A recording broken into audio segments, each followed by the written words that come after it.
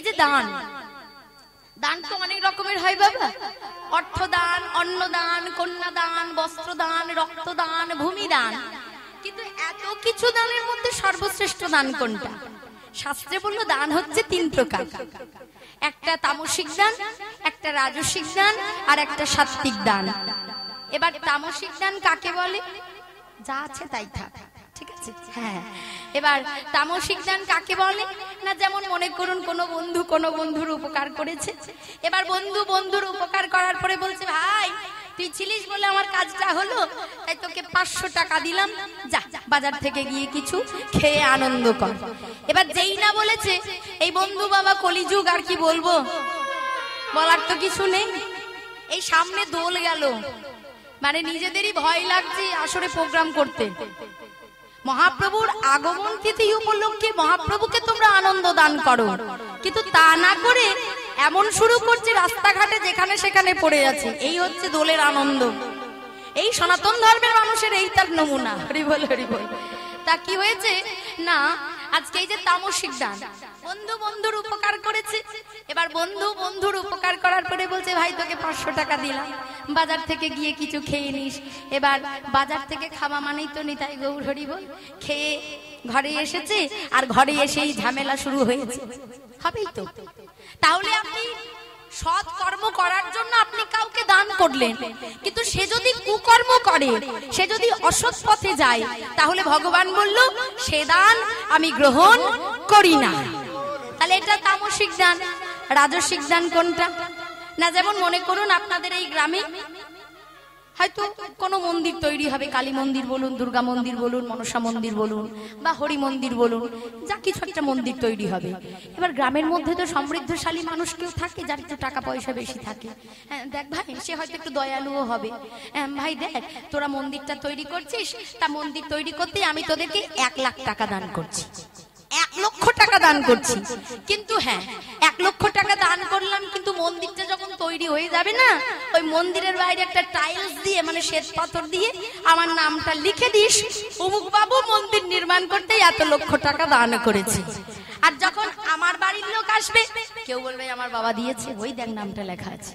কেউ বলবে আমার কাকা দিয়েছে, আমার জ্যাঠা দিয়েছে, আমার দাদা দিয়েছে। আর যখন আমার বলবে, তখন কি হবে বাবা? মনের মধ্যে অহংকার সঞ্চার হবে।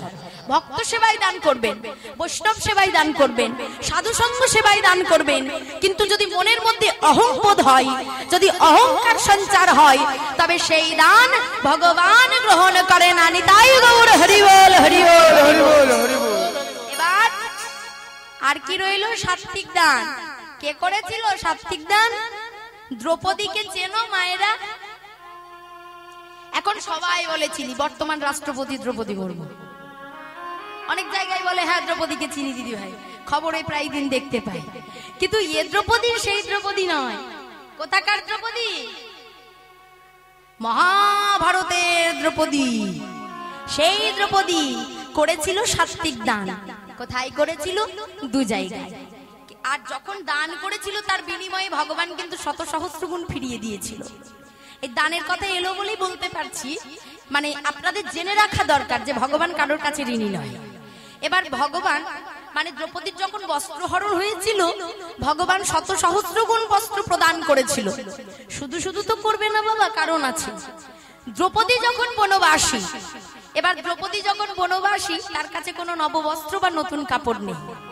ভোরবেলায় গেছে বাগানে নদীর তীরে ফুল তুলতে, আর যখন নদীর তীরে ফুল তুলতে গেছে, অঘ্রাণ পৌষ মাসের শীত, প্রচন্ড ঠান্ডা।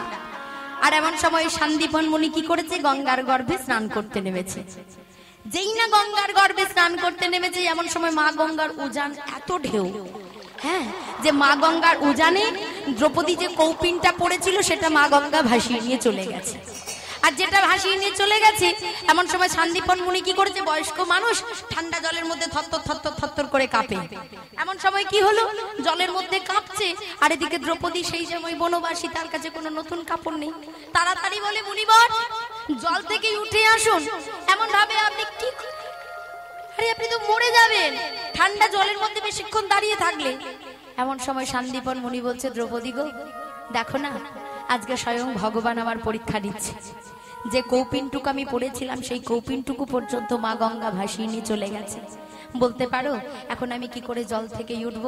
যেই না বলেছে এমন সময় কি করলো, দ্রৌপদী বনবাসী, তার কাছে কোনো নতুন কাপড় বা নববস্ত্র নেই, যে কাপড়টা পরে আছে 100 জায়গা ছেঁড়া, শতছিন্ন বস্ত্র, আর ওই 100 জায়গা ছেঁড়া কাপড়ের মধ্যে এক টুকরো কাপড় কেটে দিয়ে শান্তিপন মুনিকে দিয়ে বলে, মুনিবর এই কাপড়টুকু পরে আপনি লজ্জা নিবারণ করে জল থেকে উঠে আসুন।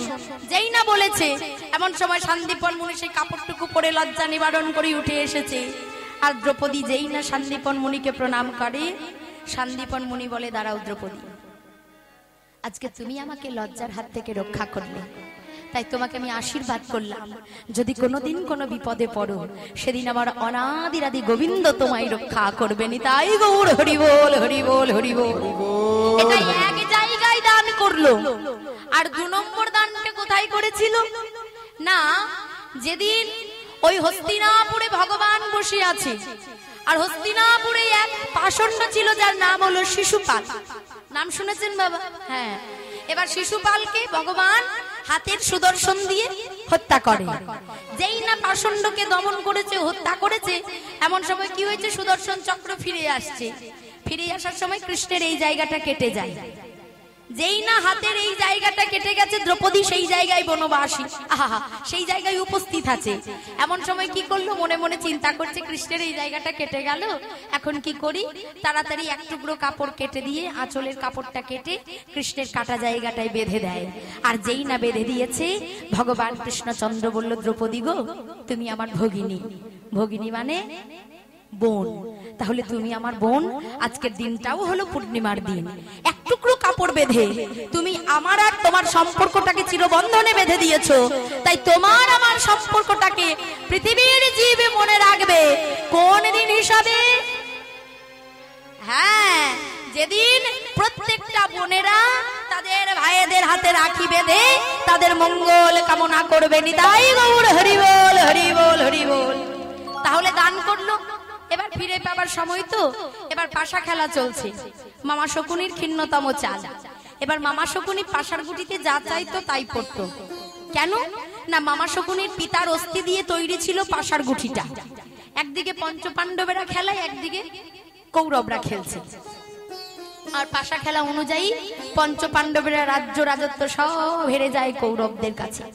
অবশেষে দাবি রাখলো তাদের স্ত্রী পাঞ্চালী তথা দ্রৌপদী, আর কৌরবরা দাবি রাখলো তাদের স্ত্রী ভানুমতিকে। এবার পাশা খেলা অনুযায়ী পঞ্চপাণ্ডবের দল হেরে গেছে।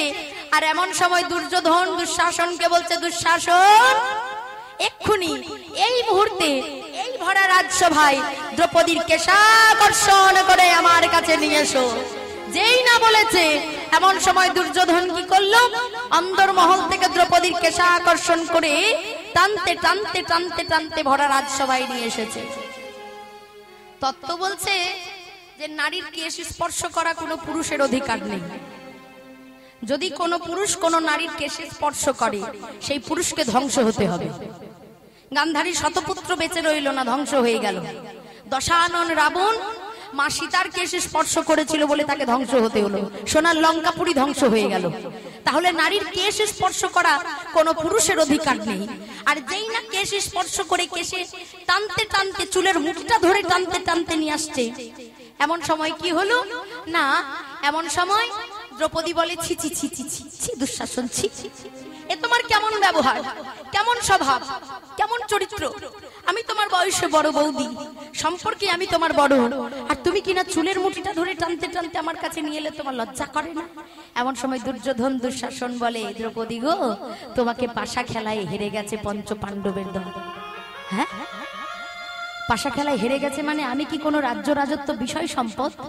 আমাকে পাশাই দাবি রেখেছে। যেই না বলেছে এমন সময় গান্ধারীর কাছে যায়, সকল রাজ্যবাসীর কাছে যায়, কিন্তু সবাই মিলে একটা কথা বলতে থাকে, দ্রৌপদী গো, আজকে যদি তোমার হয়ে আমরা কথা বলি তাহলে রাজার বিরুদ্ধে যেতে হবে, আর রাজার বিরুদ্ধে গেলে আমাদের রাজদ্রোহী করা হবে। যেই না বলেছে এমন সময় আজকে দ্রৌপদী কি করলো, ভরা রাজসভায় নিঃস্ব হয়ে দাঁড়িয়ে আছে। আর দুর্যোধন দুঃশাসনকে বলছে, দুঃশাসন দ্রৌপদীর কেশাকর্ষণ করে আমার কাছে নিয়ে আয়। যেই না নিয়ে এসেছে। এমন সময় দ্রৌপদী এক হাতে লজ্জা নিবারণ করে এক হাতে কৃষ্ণকে ডাকছে। ও মায়েরা, নারীর প্রাণ আগে না নারীর মান আগে? নারী সহজে প্রাণটা কাউকে দিতে পারে, কিন্তু মান সম্মান কাউকে দিতে পারবে না। যার তার কাছে নারী নিজের মান সম্মান দিতে পারে না।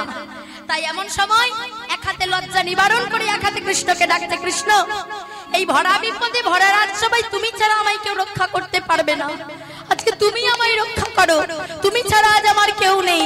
যেই না বলেছে, আজকে কি হয়েছে, এক হাতে লজ্জা নিবারণ করে এক হাতে কৃষ্ণকে ডাকে। কিন্তু ভগবান কৃষ্ণচন্দ্র বলে, দ্রৌপদী গো, এ জগতে কোন জীব যদি নিজের বলে কিছু রেখে যদি আমায় ডাকে, আমি তাকে রক্ষা করতে পারি না।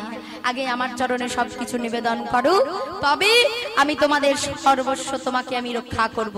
যেই না বলেছে, আজকে লাজ লজ্জা সম্মান সব ছেড়ে দিয়ে আজকে দুটো বাহু তুলে কৃষ্ণকে ডাকছে, কৃষ্ণ আজ তুমি ছাড়া আমার কেউ নেই, শুনেছি যার কেউ নেই তার তুমি থাকো, তুমি নাকি অনাথের নাথ, তাই তুমি আজ আমায় রক্ষা করো। তাই সকল ভরা রাজ্যবাসীর কাছে আজকে দ্রৌপদী ডাকছে কিভাবে, কৃষ্ণ মুরারি হে গিরি ধারি, সুন্দর ব্রজে রোগোপাল,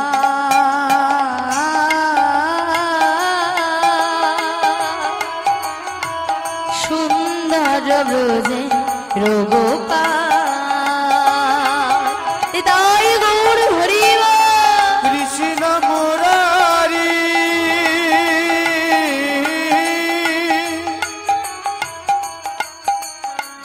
হে গিরিধারী, সুন্দর ব্রজে রোগোপাল, সুন্দর ব্রজে রোগোপাল।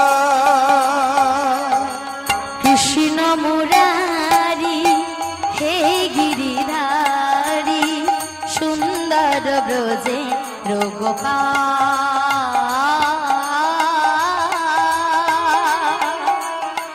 সুন্দর ব্রজে রোগোপাল। নিতাই গৌর হরি, কৃষ্ণ রক্ষা করো, আজ তুমি ছাড়া আমার সম্মান কেউ বাঁচাতে পারবে না, তুমি আমায় রক্ষা করো কৃষ্ণ। ভোজে রোগোপাল, সুন্দর ভোজে রোগোপাল।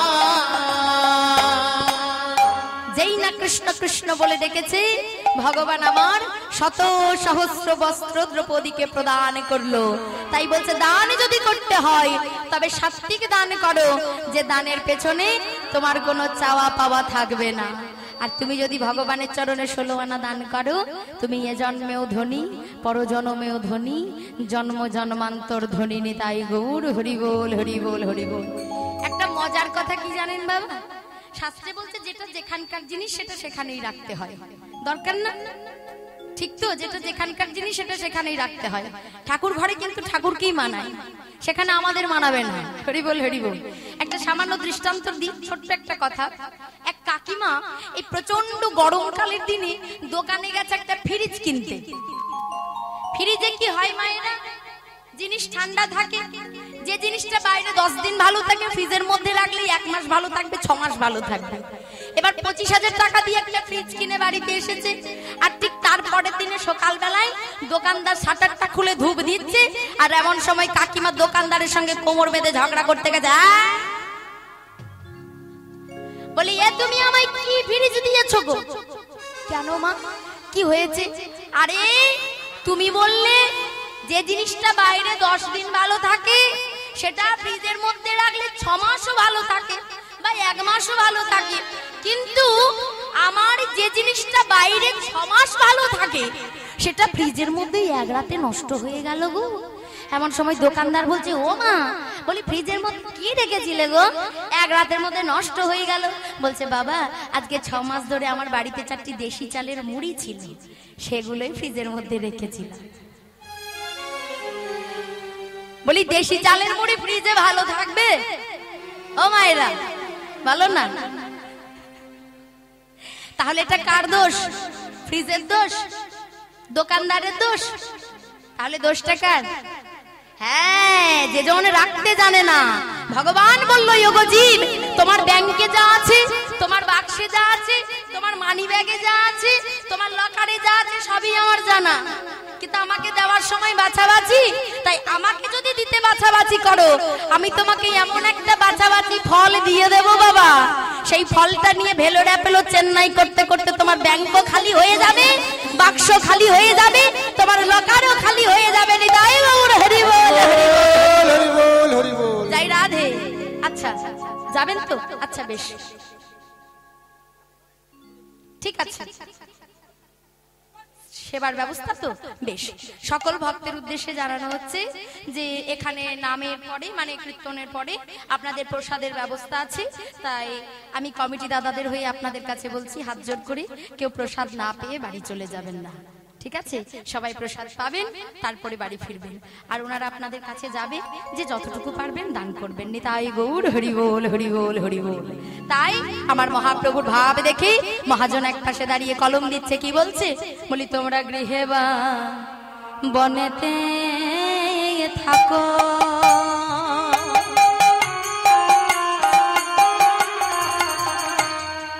শুধু একবার হাগুরাঙ্গ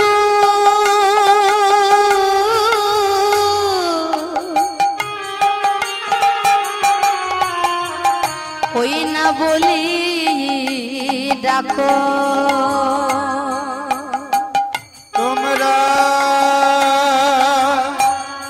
গৃহে বা বনেতে থাকো,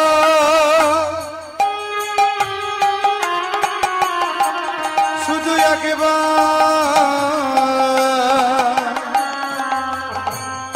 হাগরাঙ্গ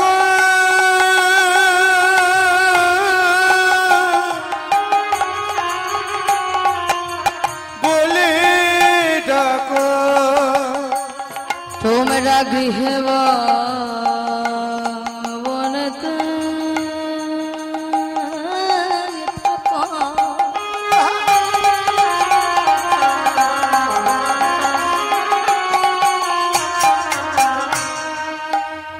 শুধু একবার ওই নাই হাকুরাঙ্গ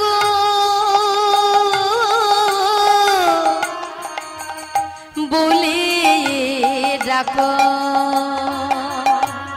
গৃহেতে বা বনেতে থাকো,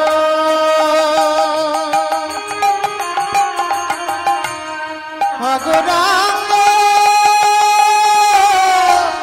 বলে ডাকো, দাস নরোত্তম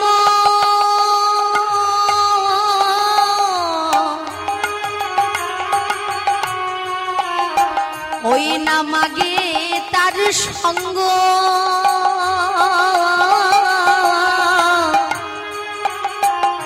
ওই না নরোত্তম মাগে তার সঙ্গ,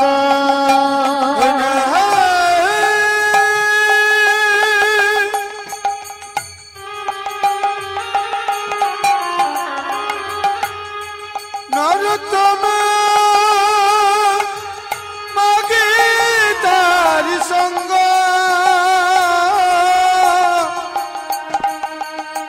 দাস নরোত্তম মাগে তার সঙ্গ, প্রভু তোমার ওই চরণে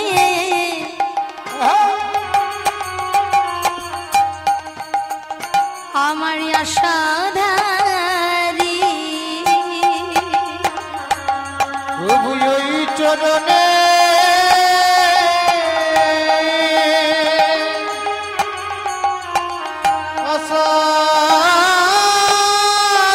আশাধারী, আমায় চরণে ছাড়া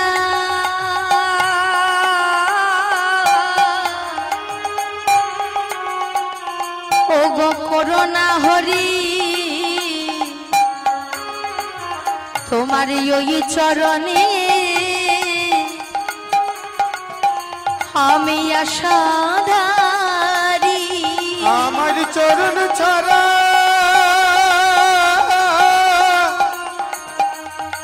করুণা করি प्रभु ये जन्मे नहीं जन्मे जन्मे हृदय गौरी জন্মে না জন্মে জন্মে চরণ ছাড়া করুণা করি এই চরণে আসাধারে। তাই এতক্ষণ ছিলাম শ্রীধাম নদিয়া নবদ্বীপে, এবার যাব মধুময় শ্রীধাম বৃন্দাবনে। তা বৃন্দাবনে যেতে হলে কি বলতে হয়? রাধে রাধে। সবাই বৃন্দাবনে যাবেন তো? বেশ, একবার অনুধ্বনি করুন, নিতাই গৌর হরি বল হরি বল হরি বল। রাধা রানী কি, श्याम सुंदर की, भक्तवृंद की, बलिए भगवत पुराण की, निताई गौर हरि बोल हरि बोल। जय राधे, हरे कृष्ण, जय राधे श्याम, जय निताई, जय गौ, जय राधे, जय महाप्रभु।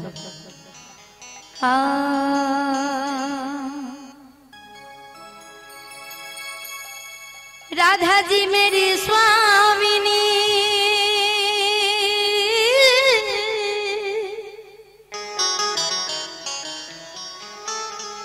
मैं राधा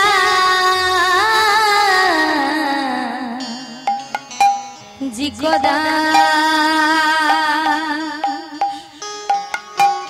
हर जन्म जन्म मोहे दीजिए वो वृंदावन में राधे राधे उलूध्वनि হবে তো? जय राधे। मेरा मन पंछी बोले, मेरा मन पंछी बोले, मैं और वृंदावन जाऊं, ब्रज की लता पता में राधे राधे गाओ। ताले ताले हरि हरि वाह।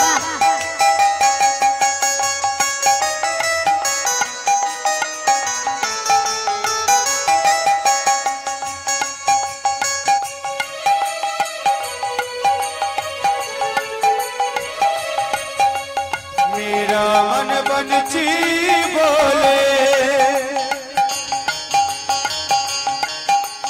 मेरा मन पंछी बोले, वृंदावन जाओ,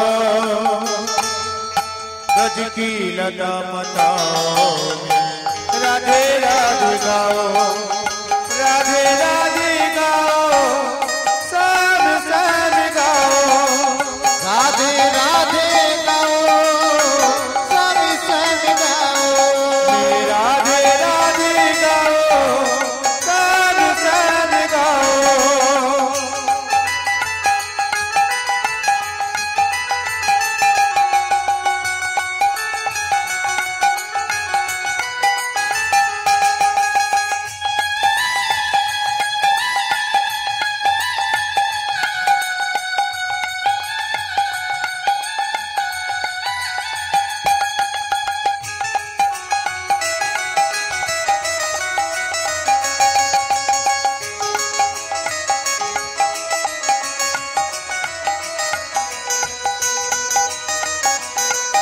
उलूध्वनि हरि हरि बोल हरि बोल।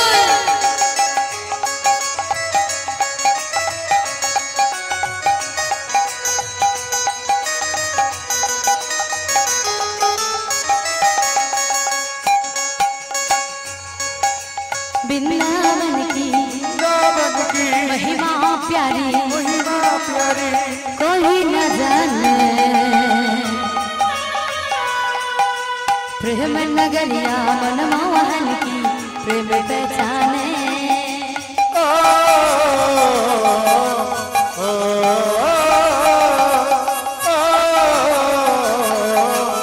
ओ, वृंदावन की महिमा प्यारी, कोई न जाने, प्रेम नगरिया मन मोहन की प्रेम पहचाने।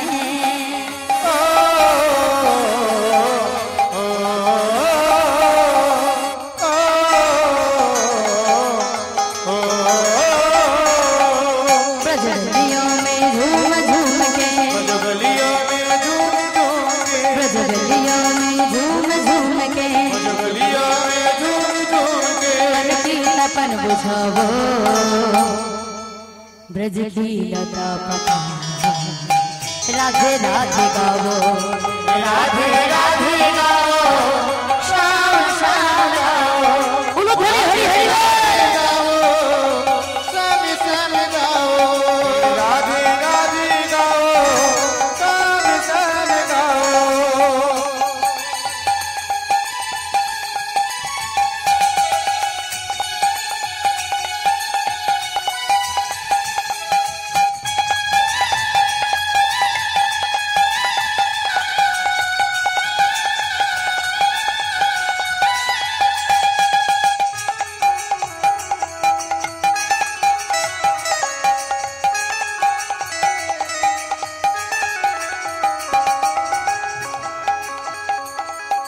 निधुवन जी में जहाँ कन्हैया रास नाचते हुए, प्रेम भरी अपनी बांसुरिया बजाते हुए,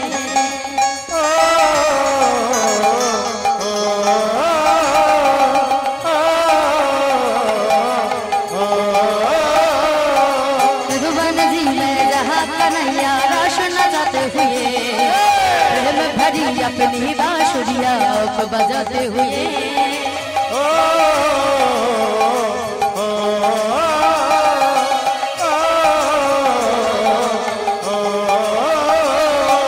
राधा संग नाचे सावरिया, राधा संग नाचे सावरिया, दर्शन कर गया हो वृंदावन की लता पता, राधे राधे गावो, राधे राधे गावो, श्याम श्याम गावो, राधे राधे गाओ श्याम श्याम गाओ, राधे राधे गावो, श्याम श्याम गावो, राधे राधे गावो, श्याम श्याम गाओ। সকলে মিলে দুটো বাহু তুলে, সবাই মিলে বলবো, বলবেন তো আমার সঙ্গে দুটি বাহু তুলে, राधे कृष्ण कृष्ण कृष्ण राधे राधे, राधे कृष्ण कृष्ण कृष्ण राधे राधे, राधे कृष्ण कृष्ण कृष्ण राधे राधे, राधे कृष्ण कृष्ण कृष्ण राधे राधे, राधे कृष्ण कृष्ण कृष्ण राधे राधे, राधे कृष्ण कृष्ण कृष्ण राधे राधे, राधे कृष्ण कृष्ण कृष्ण राधे राधे, राधे कृष्ण कृष्ण कृष्ण राधे राधे, राधे कृष्ण कृष्ण कृष्ण राधे राधे, राधे कृष्ण कृष्ण कृष्ण राधे राधे, राधे कृष्ण कृष्ण कृष्ण राधे राधे, राधे कृष्ण कृष्ण कृष्ण राधे राधे, राधा रानी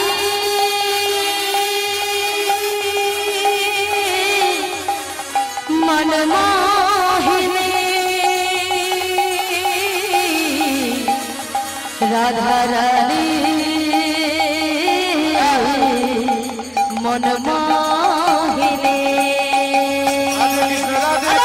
राधे कृष्ण राधे कृष्ण राधे राधे, राधे कृष्ण कृष्ण कृष्ण राधे राधे, राधे कृष्ण कृष्ण कृष्ण राधे राधे, राधे कृष्ण कृष्ण कृष्ण राधे राधे, राधा रानी की, श्याम सुंदर की, भक्त বৃন্দ की, যে ছোট বাচ্চাটা খোল বাজাচ্ছে সত্যি ওর সাহস আছে, ও এসেছে ঈশ্বরের কাছে প্রার্থনা করি প্রভু যেন ওকে কৃপা করে, হৃদয় গৌর হরি বল হরি বল হরি বল হরি বল, বাবা বাবা খুব সুন্দর, বসো বাবা বসো বসো, বাহ